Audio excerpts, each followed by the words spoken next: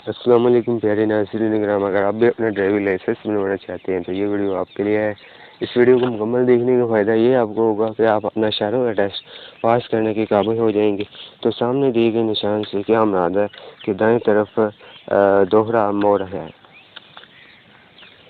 اور اس کا مطلب ہے پیدل شکار کا داخلہ ممنوع ہے، اور اس کا مطلب ہے اگلے چوک پر دائیں طرف سے آنے والی ٹریفک کو راستہ دیں، اور اس کا مطلب ہے بوکس چوک، یہ ہے ایئرپورٹ، اور یہ ہے آگے خطرہ ہے، اور اس کا مطلب ہے پیدل کارز کے گزرنے کی جگہ۔ اس کا مطلب یہ ہے کہ اوورٹیکنگ پر عائد پابندیاں ختم ہیں، اور اس کا مطلب ہے سڑک پر کام ہو رہا ہے۔ یہ ہے کہ گیٹ والا ریلوے فاٹک، اور بائیں طرف دو خطرناک موڑ ہے۔ اس کا مطلب یک طرفہ سڑک ہے، اور داخلہ بند ہے، 1 نمبر ہے۔ اس کا راستہ دیں یا مکمل رک جائیں کا اشارہ کون سا ہے؟ اس کا ہے 1 نمبر۔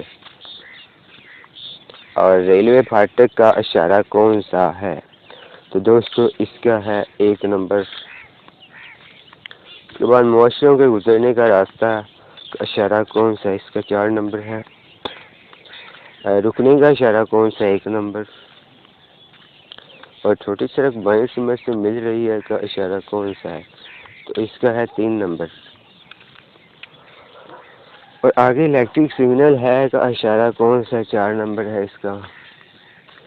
آگے بوائز ہاسٹل ہے کا اشارہ کون سا ہے؟ 2 نمبر ہے۔ اور آگے سڑک تنگ ہے، اس کا ہے 4 نمبر۔ جب عمر رسیدہ اشخاص یا بچے پیدل سڑک پار کر رہے ہوں تو آپ کو کیا کرنا چاہیے؟ ان کا سڑک پار کرنے کا انتظار کیجیے، اور ٹریفک سگنل پر مسلسل جلتی بجھتی زرد لائٹ کا کیا مطلب ہوتا ہے کہ احتیاط سے گزریں، اور گاڑی کی کون سی چیز خراب ہو جائے ہمیشہ صاف رکھنی چاہیے؟ Front screen. اس کے بعد کیا ڈرائیور کو چڑھائی چڑھتے وقت پہلے سے ہی چھوٹے گیئروں کا استعمال کرنا چاہیے؟ غلط، درست ہے جی درست۔ اور موٹر وے پر ایچ ٹی کی گاڑیوں کی حد رفتار کیا ہوتی ہے؟ 100 کلومیٹر فی گھنٹہ۔